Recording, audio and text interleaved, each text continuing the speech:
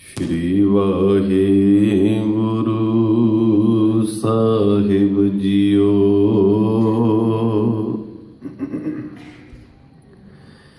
एक ओंकार सतनाम करता पुरख निरभउ निर्वैर अकाल मूरत अजूनी सैभं गुर प्रसाद ज्ञान ध्यान किश कर्म न जाना सार न जाना तेरी सब ते वड्डा सतगुर नानक जिन कल राखी मेरी। सतनाम श्री वाहिगुरु साहिब जियो। सोरठ महला तीजा कर पहला ते तुकी। एक ओंकार सतगुर प्रसाद भगतां दी सदा तू रखदा हर जियो। तुर तू रखदा आया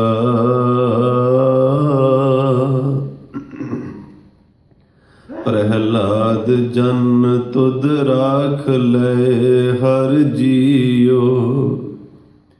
हरणाखश मार पचाया गुरमुखानो प्रतीत है हर जियो। मन मुख भरम भुलाया हर जी एह तेरी वड्याई।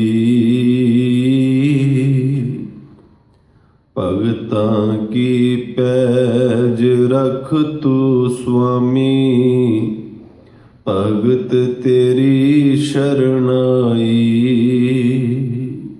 रहाओ भगतानो जम जो है न साकै काल न नेड़े जाई। केवल राम नाम मन वसिया नामे ही मुक्त पाई। रिद सिद्ध सब भगतां चरनी लागी गुर कै सहज सुभाई। वाहिगुरु जी का खालसा वाहिगुरु जी की फतेह। जुगो जुग अटल हाजरा हजूर ज़ाहरा ज़हूर सर्ब कला भरपूर धन धन सतगुरु साहिब श्री गुरु ग्रंथ साहिब महाराज जियां दे पावन पवित्र चरनां विच हाज़रियां भर रहे गुरमुख सतसंगी जनों। सतगुरु साहिब जी दी पावन पवित्र गुरबाणी दा हरि जस कीर्तन सरवण करके आप जी ने आनंद माणे। उपरंत चल रही धन धन सतगुरु साहिब श्री गुरु ग्रंथ साहिब महाराज जी दी लड़ीवार विचार कथा सरवण करन हित आप पतवंते सज्जन जुड़ बैठे हो। ਇਹ ਪਾਵਨ ਪਵਿੱਤਰ ਮਹਾਵਾਕ ਜਿਸ ਦਾ ਪਾਠ ਆਰੰਭ ਦਾ ਆਪ ਜੀ ਨੇ ਸਰਵਣ ਕੀਤਾ ਹੈ, ਧੰਨ ਧੰਨ ਸਤਿਗੁਰੂ ਸਾਹਿਬ ਸ੍ਰੀ ਗੁਰੂ ਅਮਰਦਾਸ ਮਹਾਰਾਜ ਜੀ ਦੀ ਪਾਵਨ ਪਵਿੱਤਰ ਰਸਨਾ ਤੋਂ ਉਚਾਰਿਤ ਹੈ। ਅਸ਼ਟਪਦੀਆਂ ਦੀ ਬਾਣੀ ਹੈ ਤੇ ਤੁਕੀ ਸਰਲੇਖ ਹੇਠ ਦਰਜ ਹੈ। ਹਰ ਸ਼ਬਦ ਦੇ ਬੰਦ ਦੇ ਵਿੱਚ 3 ਤੁਕਾਂ ਨੇ, 3 ਤੁਕਾਂ ਬਾਅਦ ਬੰਦ ਦਾ ਸਮਾਪਨ ਹੈ। ਆਰੰਭ ਵਿੱਚ ਸਤਿਗੁਰੂ ਜੀ ਮੰਗਲਾ ਚਰਨ ਉਚਾਰਦੇ ਨੇ।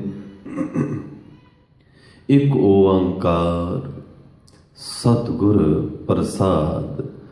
ਉਹ ਪਰਿਪੂਰਨ ਪਰਮਾਤਮਾ ਇੱਕ ਹੈ। ਉਸ ਇੱਕ ਤੋਂ ਹੀ ਸਾਰਾ ਅਸਤਿਤਵ ਜਨਮੇ। ਉਹ ਜੋ ਇੱਕ ਹੈ ਜਿਸ ਨੇ ਜਗਤ ਦੀ ਸਿਰਜਣਾ ਕੀਤੀ ਹੈ, ਉਹ ਇੱਕ ਹੀ ਜਗਤ ਦੀ ਪ੍ਰਤਪਾਲਣਾ ਕਰ ਰਿਹਾ ਹੈ ਤਥਾ ਉਸ ਇੱਕ ਤੋਂ ਹੀ ਜਗਤ ਦਾ ਵਿਨਾਸ਼ ਹੁੰਦਾ ਹੈ। ਤਿੰਨੇ ਗੁਣ ਉਸ ਇੱਕ ਦੇ ਨੇ, ਇੱਕ ਤੋਂ ਹੀ ਪ੍ਰਗਟ ਨੇ। ਇੱਕ ਹੀ ਸਿਰਜਣਾਤਮਕ ਹੈ। ਜੋ ਸਿਰਜਣਾਤਮਕ ਹੈ ਉਹੀ ਪ੍ਰਤਪਾਲਕ ਹੈ। ਜੋ ਪ੍ਰਤਪਾਲਕ ਹੈ ਉਹੀ ਵਿਨਾਸ਼ਕ ਹੈ। ਉਹ ਜੋ ਇੱਕ ਹੈ ਉਹ ਓੰਕਾਰ ਹੈ। ਉਹ ਜੋ ਓੰਕਾਰ ਹੈ ਇਹੀ ਸਤਿ ਨਾਮ ਹੈ। ਔਰ ਜੋ ਓੰਕਾਰ ਹੈ ਇਹੀ ਪਰਮ ਗਿਆਨ ਹੈ। ਪ੍ਰਾਪਤ ਕਿਵੇਂ ਹੈ, ਉਪਲਬਧੀ ਕਿਵੇਂ ਹੈ? ਪੁਰਸ਼ਾਰਥ ਨਾਲ ਨਹੀਂ, ਪ੍ਰਸਾਦ ਨਾਲ, ਅਨੁਕੰਪਾ ਨਾਲ, ਦਇਆ ਨਾਲ। ਸਤਿਗੁਰੂ ਜੀ ਮੰਗਲਾ ਚਰਨ ਤੋਂ ਉਪਰੰਤ ਪਾਵਨ ਪਵਿੱਤਰ ਸ਼ਬਦ ਦੀਆਂ ਗਹਿਰਾਈਆਂ ਵਿੱਚ ਜੋ ਭਾਵ ਪ੍ਰਗਟਾਉਂਦੇ ਨੇ, ਤੁਛ ਬੁੱਧੀ ਅਨੁਸਾਰ ਆਪ ਜੀ ਨਾਲ ਸਾਂਝਾ ਕਰਾਂ। ਇਕਾਗਰਤਾ ਬਖਸ਼ਿਸ਼ ਕਰਦੇ ਹੋਏ, ਅਸੀਸ ਬਖਸ਼ਿਸ਼ ਕਰਦੇ ਹੋਏ, ਰਸਨਾ ਪਵਿੱਤਰ ਕਰਦੇ ਹੋਏ ਉਚਾਰਨ ਕਰੋ ਜੀ। ਸਤਨਾਮ ਸ਼੍ਰੀ ਵਾਹਿਗੁਰੂ ਜੀ। ਹਰ ਜੀ ਇਹ ਤੇਰੀ ਵਡਿਆਈ, ਭਗਤਾਂ ਕੀ ਪੈਜ ਰਖ ਤੂੰ ਸੁਆਮੀ, ਭਗਤ ਤੇਰੀ ਸ਼ਰਨਾਈ। ਭਗਤ ਤੋਂ ਮੁਰਾਦ ਹੈ ਜਿਸ ਹਿਰਦੇ ਵਿੱਚ ਪ੍ਰਭੂ ਦੀ ਭਾਵਨਾ ਕੇਂਦਰਿਤ ਹੋ ਗਈ, ਜੋ ਹੁਣ ਪਰਮਾਤਮਾ ਦੀ ਤਲਾਸ਼ ਵਿੱਚ ਨਿਕਲ ਪਿਆ, ਜਿਸ ਦੇ ਪ੍ਰਾਣ ਪਰਮਾਤਮਾ ਪ੍ਰਤੀ ਆਤੁਰ ਹੋ ਗਏ ਨੇ, ਜੋ ਜਗਤ ਤੋਂ ਤੇ ਸੰਤੁਸ਼ਟ ਹੈ, ਬਾਹਰ ਦੇ ਜਗਤ ਤੋਂ ਸੰਤੁਸ਼ਟ ਹੈ, ਆਪਣੇ ਭੀਤਰ ਦੇ ਹੋਣੇ ਤੋਂ ਸੰਤੁਸ਼ਟ ਨਹੀਂ ਹੈ, ਜੋ ਅੰਦਰੋਂ ਹੁਣ ਪ੍ਰਭੂ ਨੂੰ ਟਟੋਲਣ ਲਈ ਨਿਕਲ ਪਏ। ਦੇਖੋ, 2 ਤਲ ਦਾ ਜਗਤ ਹੈ, ਇੱਕ ਬਾਹਰ ਦਾ, ਇੱਕ ਅੰਤਰੀਵ ਦਾ। ਅਸੀਂ ਜਿਸ ਜਗਤ ਤੋਂ ਵਾਕਿਫ ਹਾਂ ਸਭ ਬਾਹਰ ਦਾ ਹੈ। ਭੀਤਰ ਦਾ ਜਗਤ ਕੀ ਹੈ ਇਹ ਤੇ ਭਗਤ ਹੋ ਕੇ ਪਤਾ ਚੱਲਦਾ ਹੈ। ਉਸ ਜਗਤ ਦੀ ਸਾਨੂੰ ਕੋਈ ਸਾਰ ਨਹੀਂ। ਜਿਸ ਜਗਤ ਤੋਂ ਅਸੀਂ ਵਾਕਿਫ ਹਾਂ, ਦੌੜ ਭੱਜ ਕਰਦੇ, ਸਭ ਬਾਹਰ ਹੈ। ਦੇਖੋ, ਜਿਹੜੇ ਪ੍ਰਭੂ ਨੇ ਗਿਆਨ ਇੰਦਰੇ ਬਣਾਏ ਨੇ, ਕਰਮ ਇੰਦਰੇ ਬਣਾਏ ਨੇ, ਇਹਨਾਂ ਦਾ ਸੰਬੰਧ ਵੀ ਬਾਹਰੀ ਜਗਤ ਨਾਲ ਹੀ ਹੈ। ਮੇਰੀਆਂ ਅੱਖਾਂ ਬਾਹਰ ਦੇਖਦੀਆਂ ਨੇ, ਕੰਨ ਬਾਹਰ ਸੁਣਦੇ ਨੇ, ਜ਼ੁਬਾਨ ਦਾ ਸਾਰਾ ਵਕਤ ਬਾਹਰ ਜਾਂਦਾ ਹੈ, ਸਪਰਸ਼ ਵੀ ਬਾਹਰ ਹੈ, ਸੁਗੰਧੀ ਵੀ ਬਾਹਰ ਹੈ। ਔਖਾ ਹੋ ਜਾਂਦਾ ਜਦ ਭਗਤ ਇਹ ਗੱਲ ਕਹਿੰਦੇ ਨੇ, ਆਪਣੇ ਅੰਦਰ ਦੇਖ, ਆਪਣੇ ਕੁਝ ਅੰਦਰ ਸੁਣ, ਆਪਣੇ ਕੁਝ ਅੰਦਰ ਅਨੁਭਵ ਕਰ। ਔਖੀ ਹੋ ਜਾਂਦੀ ਸੰਸਾਰੀ ਲਈ ਬਾਤ ਸਮਝਣੀ, ਕਿਉਂਕਿ ਸੰਸਾਰੀ ਦਾ ਸਾਰਾ ਅਨੁਭਵ ਤੇ ਬਾਹਰ ਹੈ। ਅੱਖ ਦਾ, ਅੱਖ ਬਾਹਰ ਦੇਖਦੀ ਹੈ, ਜਨਮ ਤੋਂ ਬਾਹਰ ਹੀ ਦੇਖ ਰਹੀ ਹੈ, ਮਰਨ ਤੱਕ ਇਸ ਦਾ ਕੇਂਦਰ ਬਾਹਰ ਹੀ ਰਹਿੰਦਾ ਹੈ। ਕੰਨ ਬਾਹਰ ਨੂੰ ਸੁਣਦੇ ਨੇ। ਉਹ ਬਾਤ ਸਮਝਣੀ ਔਖੀ ਹੋ ਜਾਂਦੀ ਹੈ ਜੋ ਭਗਤ ਅਤਿਅੰਤ ਭੀਤਰ ਦੀ ਬਾਤ ਕਰਦੇ ਨੇ। ਸੰਸਾਰੀ ਦੇ ਹਾਲਾਤ ਐਸੇ ਨੇ, ਸੰਸਾਰੀ ਬਾਹਰ ਦੇ ਜਗਤ ਤੋਂ ਸਦਾ ਹੀ ਅਸੰਤੁਸ਼ਟ ਰਹਿੰਦਾ ਹੈ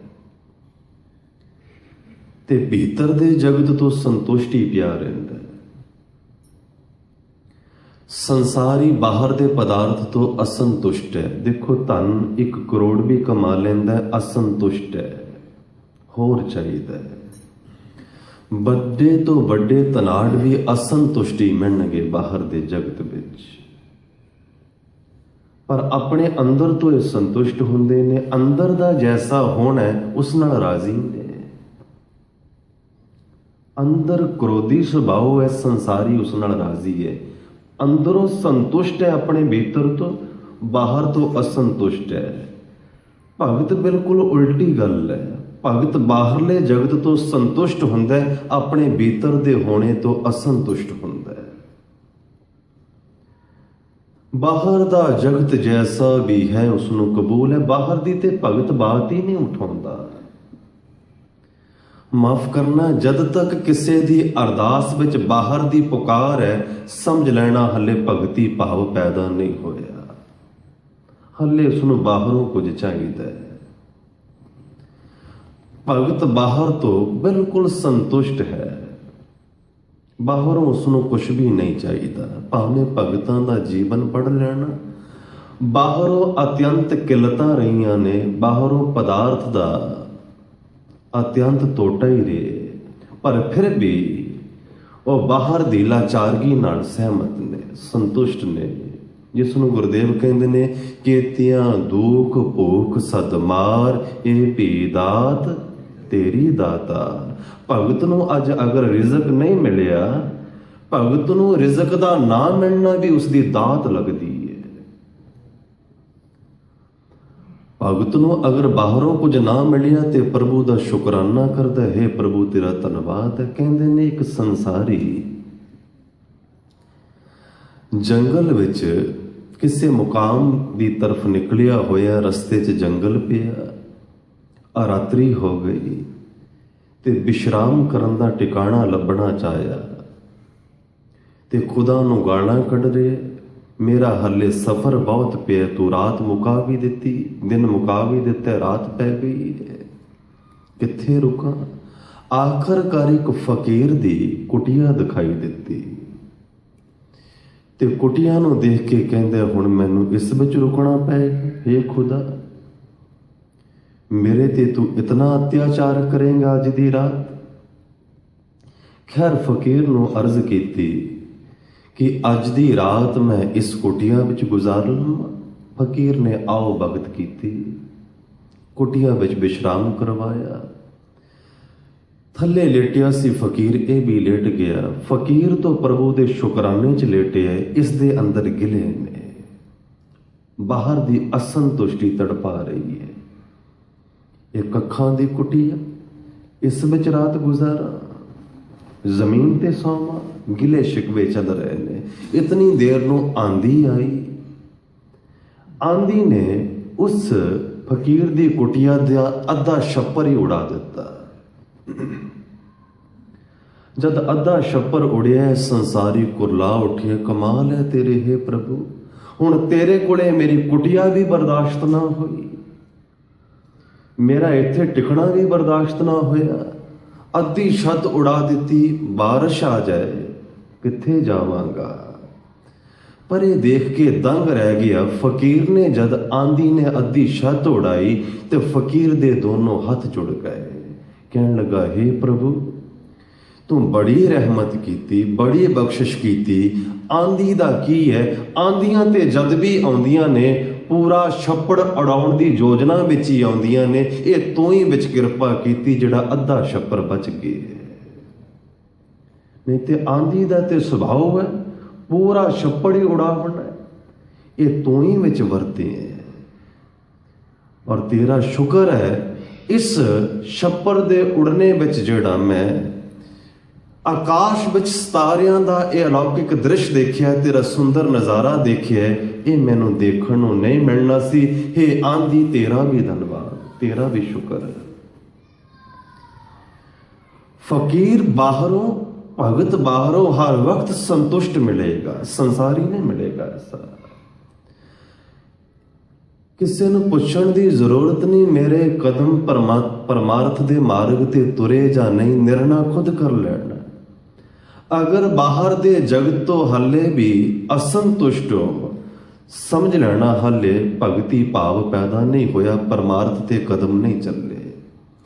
ਜਿਉਂ-ਜਿਉਂ ਬਾਹਰ ਦੇ ਜਗਤ ਤੋਂ ਸੰਤੁਸ਼ਟੀ ਆਵੇਗੀ, ਤਿਉਂ-ਤਿਉਂ ਪ੍ਰਭੂ ਦੇ ਦਰ ਤੇ ਕਾਮਯਾਬੀ ਮਿਲਦੀ ਜਾਏਗੀ।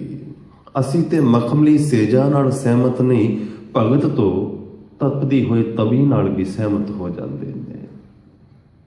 ਸਾਡੇ ਮਨ ਵਿੱਚ ਤੇ ਸਿਰ ਤੇ ਕੋਈ ਫੁੱਲਾਂ ਦੀ ਬਾਰਿਸ਼ ਕਰੇ ਤਦ ਵੀ ਗਿਲੇ ਨੇ। ਭਗਤ ਦੇ ਸੀਸ ਤੇ ਆਰਾ ਵੀ ਚਲਾਇਆ ਜਾਏ ਤਦ ਵੀ ਸ਼ੁਕਰਾਨੇ ਵਿੱਚ ਹੈ। ਭਗਤ ਬਾਹਰੋਂ ਕਦੀ ਅਸੰਤੁਸ਼ਟ ਹੁੰਦਾ ਹੀ ਨਹੀਂ ਹੈ। ਉਸ ਦੀ ਅਸੰਤੁਸ਼ਟੀ ਭੀਤਰੀ ਹੈ। ਸੰਸਾਰੀ ਅੰਦਰੋਂ ਸੰਤੁਸ਼ਟ ਰਹਿੰਦਾ ਹੈ। ਆਪਣੇ ਜੈਸਾ ਜੀਵਨ ਹੈ ਸਾਰੀ ਜ਼ਿੰਦਗੀ ਵੈਸਾ ਹੀ ਗੁਜ਼ਾਰ ਕੇ ਚਲਿਆ ਜਾਂਦਾ ਹੈ, ਅੰਦਰੋਂ ਸੰਤੁਸ਼ਟੀ ਹੈ। ਭਗਤ ਨੇ ਇੱਕ ਨਵੀਂ ਯਾਤਰਾ ਆਰੰਭ ਕੀਤੀ, ਅੰਦਰ ਦੀ ਯਾਤਰਾ। हे ਪ੍ਰਭੂ, ਜੈਸਾ ਮੈਂ ਕੱਲ ਤੱਕ ਸੀ ਅੱਜ ਵੈਸਾ ਨਹੀਂ ਰਹਿਣਾ। ਤੂੰ ਕਿਰਪਾ ਕਰ, ਇਸ ਕ੍ਰੋਧ ਨਾਲ ਬੜੇ ਜਨਮ ਕੱਟ ਲਏ ਨੇ। ਹੁਣ ਕ੍ਰੋਧ ਦੀ ਇਸ ਦਲਦਲ ਵਿੱਚੋਂ ਪਾਰ ਹੋਵਣਾ, ਪ੍ਰੇਮ ਦੀ ਯਾਤਰਾ ਕਰਨੀ ਹੈ। ਬੜੀ ਚਿਰ ਕਾਮੁਕਤਾ ਵਿੱਚ ਜੀਵੀਏ, ਹੁਣ ਕਾਮੁਕਤਾ ਵਿੱਚ ਨਹੀਂ ਜੀਵਣਾ, ਕਾਮਨਾਵਾਂ ਵਿੱਚ ਨਹੀਂ ਜੀਵਣਾ। हे ਪ੍ਰਭੂ, ਹੁਣ ਕਾਮਨਾਵਾਂ ਤੋਂ ਪਾਰ ਲੈ ਚੱਲ। ਭਗਤ ਅੰਦਰ ਦੇ ਜਗਤ ਵਿੱਚ ਉਤਰਦਾ ਹੈ ਤੇ ਅੰਦਰ ਦੇ ਜਗਤ ਵਿੱਚ ਉਤਰਦਾ ਜਦ ਉਸ ਵਕਤ ਜਿਹੜੇ ਅੰਦਰ ਦੇ ਜਗਤ ਦੀਆਂ ਕਠਿਨਾਈਆਂ ਸਾਹਮਣੇ ਆਉਂਦੀਆਂ ਨੇ, ਗੁਰਬਾਣੀ ਨੇ ਅਤਿਅੰਤ ਉਹਨਾਂ ਕਠਿਨਾਈਆਂ ਦਾ ਸਮਾਧਾਨ ਬਤਾਇਆ ਹੈ। ਮਾਫ ਕਰਨਾ, ਗੁਰਬਾਣੀ ਦਾ ਸੰਬੰਧ ਇਹਨਾਂ ਗੱਲਾਂ ਨਾਲ ਨਹੀਂ ਹੈ। ਮੇਰੇ ਪੁੱਤਰ ਨਹੀਂ ਹੁੰਦਾ, ਮੈਨੂੰ ਧਨ ਚਾਹੀਦਾ, ਮੈਨੂੰ ਫਲਾਨਾ ਕੁਝ ਚਾਹੀਦਾ, ਭਾਵੇਂ ਅਸੀਂ ਜੋੜ ਲਏ। ਗੁਰਬਾਣੀ ਦਾ ਸਾਰਾ ਕੇਂਦਰ ਅੰਦਰ ਦਾ ਜਗਤ ਹੈ। ਬਾਬਾ ਫਰੀਦ ਸਾਹਿਬ ਜੀ ਦਾ ਇੱਕ ਪਾਵਨ ਸ਼ਲੋਕ ਸਮਕਸ਼ ਆਇਆ ਹੈ। ਫਰੀਦ ਉਸ ਦਾ ਜ਼ਿਕਰ ਕਰਦੇ ਨੇ। ਇਸ ਸ਼ਲੋਕ ਨਾਲ ਵੀ ਵਿਆਖਿਆਕਾਰਾਂ ਨੇ ਬਹੁਤਾ ਨਿਆਂ ਨਹੀਂ ਕੀਤਾ। ਕਹਿੰਦੇ ਨੇ ਫਰੀਦ ਸਾਹਿਬ ਆਪਣੇ ਮੁਰਸ਼ਦ ਨੂੰ ਮਿਲਣ ਜਾ ਰਹੇ ਸਨ। ਰਾਤ ਬਾਰਿਸ਼ ਬੜੀ ਹੋਈ ਤੇ ਗਲੀਆਂ ਵਿੱਚ ਚਿੱਕੜ ਹੋ ਗਿਆ। ਸੁਬਾਹ ਜਦ ਉੱਠੇ ਤੇ ਗਲੀਆਂ ਦਾ ਚਿੱਕੜ ਦੇਖਿਆ ਤੇ ਬਾਬਾ ਫਰੀਦ ਸਾਹਿਬ ਇਹ ਸ਼ਲੋਕ ਉਚਾਰਦੇ ਨੇ, हे ਮੇਰੇ ਮੁਰਸ਼ਦ ਤੈਨੂੰ ਕਿਵੇਂ ਮਿਲਾਂ। ਗਲੀਏ ਚਿੱਕੜ ਦੂਰ ਘਰ ਨਾਲ ਪਿਆਰੇ ਨੇ ਹੋ। ऐसी कुछ दास्तां जोड़ी, ऐसा कुछ नहीं है। गुरबाणी ਦਾ ਮੂਲ ਕੇਂਦਰ ਇੰਟਰਨਲ ਹੁੰਦਾ ਹੈ। ਹਰ ਧਾਰਮਿਕ ਗ੍ਰੰਥ ਨੂੰ ਅਗਰ ਸਮਝਣਾ ਹੈ ਨਾ, ਇੱਕ ਹੀ ਸਮਝਣ ਦਾ ਜ਼ਰੀਆ ਕੇਂਦਰ ਹਰ ਧਾਰਮਿਕ ਗ੍ਰੰਥ ਦਾ ਇੰਟਰਨਲ ਹੈ। ਵਿਵਾਦ ਕਿੱਥੇ ਪੈਂਦਾ? ਜਦ ਉਸ ਨੂੰ ਬਾਹਰ ਮੁਖੀ ਲੈ ਤੁਰਦੇ। ਕਿਸੇ ਵੀ ਧਾਰਮਿਕ ਗ੍ਰੰਥ ਨੂੰ ਸਮਝਣਾ ਕੋਈ ਔਖਾ ਨਹੀਂ ਹੈ। ਸਭ ਇੱਕ ਹੀ ਬਾਤ ਕਰਦੇ ਨੇ, ਇੰਟਰਨਲ ਗੱਲ ਹੈ, ਕਹਿਣ ਦੇ ਲਿਹਾਜ਼ੇ ਅਲੱਗ-ਅਲੱਗ ਨੇ। ਫਰੀਦ ਕੀ ਕਹਿੰਦੇ ਨੇ? ਪ੍ਰਭੂ ਕਿੱਥੇ ਵਾਸ ਕਰਦਾ ਹੈ? ਅੰਤਰੀ ਵਿੱਚ ਹੀ ਹੈ। ਬਾਹਰ ਦੇ ਚਿੱਕੜ ਨੂੰ ਪਾਰ ਕਰਨਾ ਕੋਈ ਔਖਾ ਨਹੀਂ। ਫਰੀਦ ਸਾਹਿਬ ਕਹਿੰਦੇ ਨੇ, हे ਪ੍ਰਭੂ ਤੂੰ ਹਿਰਦੇ ਘਰ ਵਿੱਚ ਹੈ, ਤੈਨੂੰ ਮਿਲਣ ਵਾਸਤੇ ਜਾਣਾ, ਧਿਆਨ ਸਾਧਨਾ ਕਰੋ, ਭਗਤੀ ਭਾਵ ਵਿੱਚ ਲੱਗੋ। ਜਦ ਵੀ ਧਿਆਨ ਸਾਧਨਾ ਕਰਦਾ ਹੈ, ਆਪਣੇ ਅੰਦਰ ਉਤਰਦਾ ਹੈ, ਹਿਰਦੇ ਦੀਆਂ ਗਲੀਆਂ ਵਿੱਚ ਪ੍ਰਭੂ ਕ੍ਰੋਧ ਦਾ ਚਿੱਕੜ ਮਿਲਦਾ ਹੈ, ਲੋਭ ਦਾ ਚਿੱਕੜ ਮਿਲਦਾ ਹੈ, ਹੰਕਾਰ ਦਾ ਚਿੱਕੜ ਮਿਲਦਾ ਹੈ। ਹਿਰਦੇ ਦੀਆਂ ਗਲੀਆਂ ਵਿੱਚ ਵਾਸ਼ਨਾਵਾਂ ਦਾ ਚਿੱਕੜ ਭਰਿਆ ਪਿਆ। ਜਦ ਵੀ ਅੰਦਰ ਉਤਰੋਗੇ ਇਹੀ ਪਾਓਗੇ। ਅੱਜ ਹੀ ਸਵੇਰ ਜਦ ਮੈਂ ਹੁਕਮਨਾਮੇ ਦੀ ਕਥਾ ਕੀਤੀ ਤੋਂ ਬਾਹਰ ਗਿਆ, ਇੱਕ ਬਜ਼ੁਰਗ ਮਾਤਾ ਮੈਨੂੰ ਮਿਲੇ ਜੋ ਨਿਯਮ ਪੂਰਵਕ ਸ਼ਰੋਤੇ ਨੇ, ਸਵੇਰ ਦੀ ਕਥਾ ਵਿੱਚ ਹਾਜ਼ਰ ਹੁੰਦੇ ਨੇ, ਸ਼ਾਇਦ ਸ਼ਾਮ ਦੀ ਵਿੱਚ ਵੀ ਹੁੰਦੇ ਨੇ, ਹੁਣ ਵੀ ਹੋਵਣ। ਤੇ ਅੱਖਾਂ ਵਿੱਚ ਆਂਸੂ ਸਨ। ਕਹਿਣ ਲੱਗੇ, ਮੈਂ ਅੱਜ ਡਾਕਟਰ ਦੀ ਅਪਾਇੰਟਮੈਂਟ ਤੇ ਗਈ ਤੇ ਮੈਨੂੰ ਇਸ ਤਰ੍ਹਾਂ ਲੱਗਦਾ ਸੀ ਜਿਵੇਂ ਮੈਂ ਟਾਈਮ ਸਿਰ ਪਹੁੰਚ ਨਾ ਪਾਵਾਂਗੀ, ਕਥਾ ਮਿਸ ਹੋ ਜਾਏਗੀ। ਔਰ ਫਿਰ ਉਹਨਾਂ ਨੇ ਜਿਹੜੀ ਬਾਤ ਕਹੀ ਉਹ ਅਤਿਅੰਤ ਸਾਧਕ ਵਿਅਕਤੀ ਪੁੱਛ ਸਕਦਾ ਹੈ। ਕਹਿਣ ਲੱਗੇ, ਅਹੰਕਾਰ ਤੋਂ ਮੁਕਤ ਹੋਣ ਦਾ ਕੋਈ ਵਿਧੀ ਵਿਧਾਨ ਹੈ? ਅਹੰਕਾਰ ਤੋਂ ਕਿਵੇਂ ਛੁੱਟਿਆ ਜਾਏ? ਇਹ ਭਾਵ ਉਹਨਾਂ ਦੇ ਨੇ ਜੋ ਇੰਟਰਨਲ ਜਾਂਦੇ ਨੇ, ਜੋ ਆਪਣੇ ਅੰਦਰ ਡੁੱਬਦੇ ਨੇ। ਜੋ ਆਪਣੇ ਅੰਦਰ ਡੁੱਬਦਾ ਹੀ ਨਹੀਂ, ਉਸ ਨੂੰ ਕੀ ਪਤਾ ਅਹੰਕਾਰ ਕੀ ਹੈ, क्रोध की है, लोभ की, वो तो सहमति है। जब भी कोई अपने अंदर जाएगा पाएगा अहंकार। अहंकार एक ऐसी बीमारी है जिहड़ी हर वक्त मौजूद रहती है। और माफ करना, अहंकार नूं पैदा होने वास्ते दो चाहिए ने।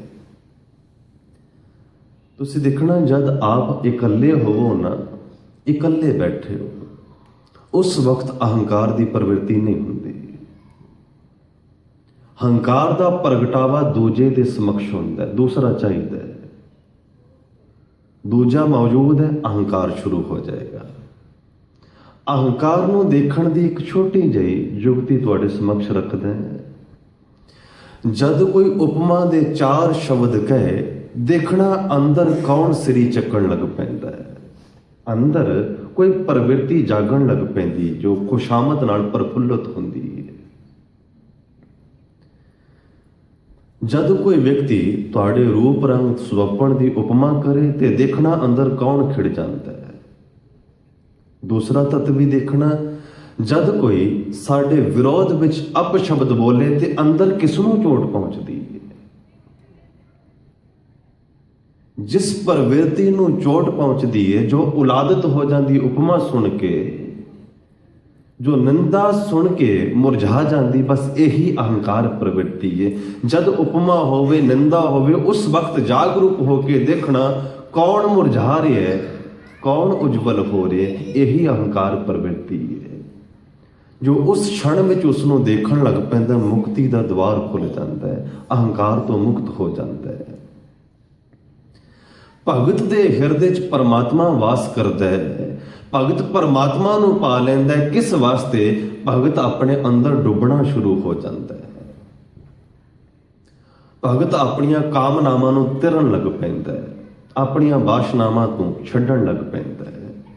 ते जिस दिन परमात्मा दे दर ते ओह कबूलिया जाता है, फिर ये भगती भाव विचों वचन निकलते हैं जो सतगुरु कहते हैं, हर जी ए तेरी वडियाई, भगतां की पैज रख तू स्वामी, भगत तेरी शरण आई। हे मेरे हरि, भगत तेरी शरण विच ने। प्रभु गुरु की शरण विच जाण लई अहंकार छड्डना पैंदा है, हौमे छड्डनी पैंदी है। गुरु साहब जी का एक पावन शब्द है, असीं जद गुरु की शरण विच आउंदे हन ना, ते असी इस तरीके नाल आउंदे कुछ शर्तां रख के। भगत सिर्फ गुरु की शरण में आउंदा है, वे शर्त आउंदा है। पावन पंक्तियां ने, अब हम चली ठाकुर पै हार, जब हम शरण प्रभु की आई, राख प्रभु भावे मार। हुण तेरी शरण विच तू रख चाहे मार, पर साडी हालत उल्टी है, बस रख लै, मारन की बात ना करी। एक शर्त है, समर्पण इसनों नहीं कहते। समर्पण है जिमें मिट्टी टोटली समर्पित होंदी घुमियार दे पास, तेरे हथ विच चाहे तो कड़ा बना दे, चाहे तो चिलम बना दे, चाहे तो हांडी बना दे, चाहे चाटी बना दे, कुछ भी बना दे, मिट्टी समर्पित है घुमियार नूं। भगत परमात्मा नूं टोटल समर्पित हुंदा है। तू चाहे तख्त दे दे, तू चाहे मिट्टी च मिला दे, सानू मिट्टी च मिलना भी हे प्रभु कोई औखा नहीं। क्यों? क्योंकि साडे दिल विच तख्त की चाहत नहीं है। जिस दिल विच तख्त की चाहत होएगी, उसले मिट्टी च मिलना बड़ा दुखद होवेगा। जो जगत की तरफों सन्मान चाहता है, उसनों अपमानित रुलाएगा। जिसने जगत तो कोई सन्मान चाहया ही नहीं, उसनों भला कौन अपमानित कर सकता है? जिसकी जगत प्रति कोई उपेक्षा ही नहीं, उसनों कौन दुखी कर सकता है? सतगुरु गुरु अमरदास महाराज जी बचन करते ने, हे प्रभु भगत तेरी शरण विच ने, तेनों समर्पित ने। शरण दे अर्थ समर्पित होना नहीं, समर्पित हो जाना। बस अपनी इच्छा कोई नहीं, जो तेरी इच्छा है वही मेरी इच्छा है। हे प्रभु भगतां की पैज रख तू स्वामी, कृपा कर, तू अपने भगतां की इज्जत रख। फिर अर्ज कर दे, मां भगत बाहरली इज्जत नहीं मंगता, और किसी भगत नूं बाहर दे जगत ने कोई बहुती इज्जत दिती भी नहीं है। भगत जद भी बात करता है, हे प्रभु मेरे ते ऐसी बख्शिश कर, ये क्रोध लोभ अहंकार तृष्णा नफरत व्याकुलता ये मैनू पल पल जिहड़ा बेपत कर रहे ने, इन्हां तो बचा लै। राजयोग भरतरी दे बड़े खूबसूरत बचन ने। है तो राजा सी, जद वैराग लग्या ते राज भाग छोड़ के प्रभु चरनां विच साधना विच जुटिया, लंबी साधना करता रहा। और गुरु नानक देव महाराज जी दे नाल इसका मिलन भी हुंदा। अपने मन दे बड़ा करीब सी, इसे करके बाबे दे सिर्फ 3-4 शब्द ही सुने और मोक्ष नूं उपलब्ध हो गया। बाकी सिद्धां नाल ऐसा नहीं होया, लंबी बाणी सिद्ध गोष्ठ उचारनी पैंदी, वो फिर भी तर्क उठाउंदे ने। भरतरी मन दे बहुत करीब है। इसके 3 ग्रंथ ने, पुरानियां टकसालां विच पढ़ाए जाते सन। जब मैं कॉलेज के दिनों में पढ़ता सा तो संस्कृत सबजैक्ट बच्चे लगे हुए सन। प्रथम इसने ग्रंथ लिखिया जदों राजा सी, नीति शतक। संस्कृत विच नाम है नीति शक्तम। दूसरा इसने लिखिया है ग्रंथ जद इसनों रब्बी बैराग लगे, इसने ग्रंथ लिखिया सी शिगार शतकम। ते तीसरा ग्रंथ है जद प्रभु दे तल ते इसके प्राण आतुर हो गए सन, बैराग शक्तम। बाबे नानक दा मिलन होया ते भरतरी नूं सतगुरु पुछदे ने, हे राजयोग भरतरी सच दस तेरे मन की हालत की है। गुरु नानक जानते हैं इसकी मन की हालत की है, पर उसके मूहों सुनते हैं। पता है इसके पिछे एक लॉजिक काम करता है। जद तक असी अपनी वेदना नूं अपने मुख राही प्रगटा नहीं देंदे, उतनी देर हिरदा चिरदा नहीं है, उतनी देर भाव प्रगट नहीं होता। असी आप ही मुक्त नहीं हो पाते उस कामना तो। भरतरी नूं जद पुछिया ना, ते भरतरी ने उस वक्त भरे हुए नैणा नाल एक अपनी लिखी हुई उस वक्त कविता सुनांदा है। उम्र है इसकी 350-400 साल के दरमियान मन्निया जाता है।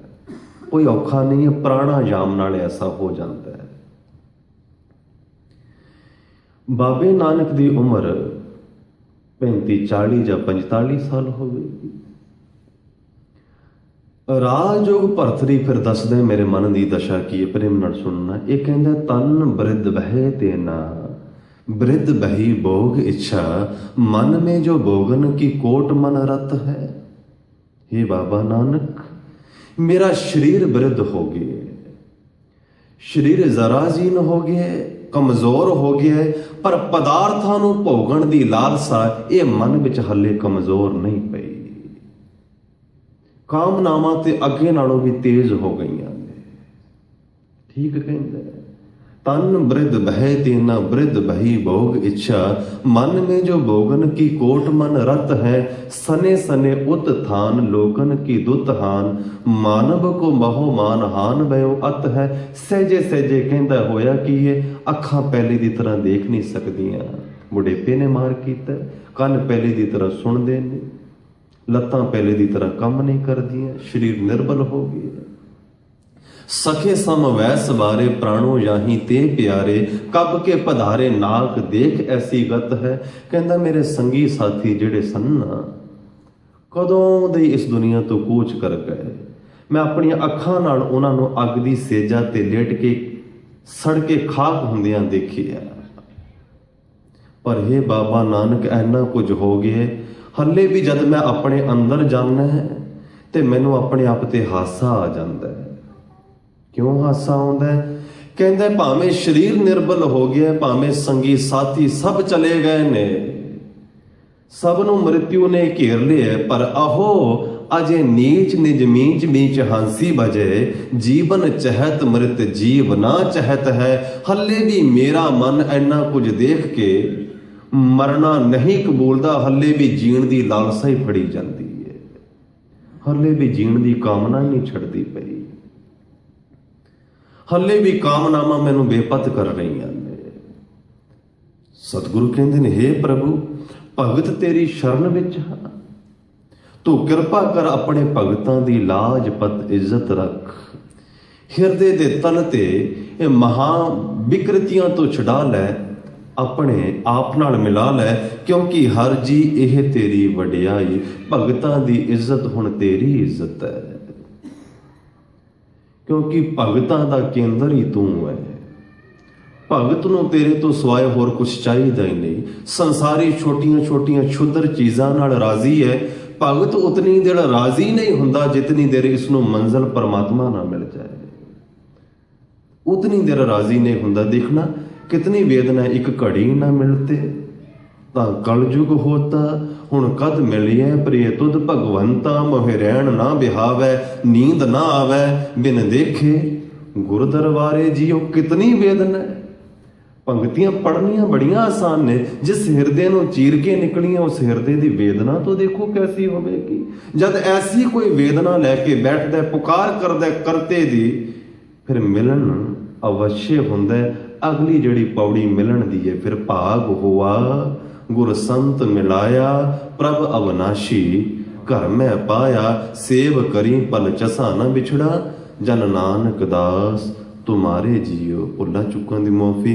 ਕੱਲ ਦੀ ਹਾਜ਼ਰੀ ਵਿੱਚ ਬਾਕੀ ਪੰਕਤੀਆਂ ਆਪ ਜੀ ਦੇ ਸਮੁਖ ਰੱਖਾਂਗਾ। ਆਪ ਜੀ ਨੇ ਅਤਿਅੰਤ ਪ੍ਰੇਮ ਸਹਿਤ ਸਰਵਣ ਕੀਤਾ। ਸਾਰਿਆਂ ਦਾ ਧੰਨਵਾਦ। ਸਤਿਗੁਰੂ ਦਰੋਂ ਕਰੋ ਟੁੱਟ ਕੇ ਸਭ ਨੂੰ ਨਾਮਦਾਨ ਪ੍ਰੇਮਾ ਭਗਤੀ ਬਖਸ਼ਿਸ਼ ਕਰਨ। ਬੁਲਾਓ ਫਤਿਹ ਜੀ। ਵਾਹਿਗੁਰੂ ਜੀ ਕਾ ਖਾਲਸਾ, ਵਾਹਿਗੁਰੂ ਜੀ ਕੀ ਫਤਿਹ। ਇਹ ਸੰਤ ਸਿੱਖ ਪੰਥ ਦੇ ਮਹਾਨ ਵਿਦਵਾਨ, ਕਥਾਵਾ ਸਤਿਕਾਰਯੋਗ ਗਿਆਨੀ ਜੀ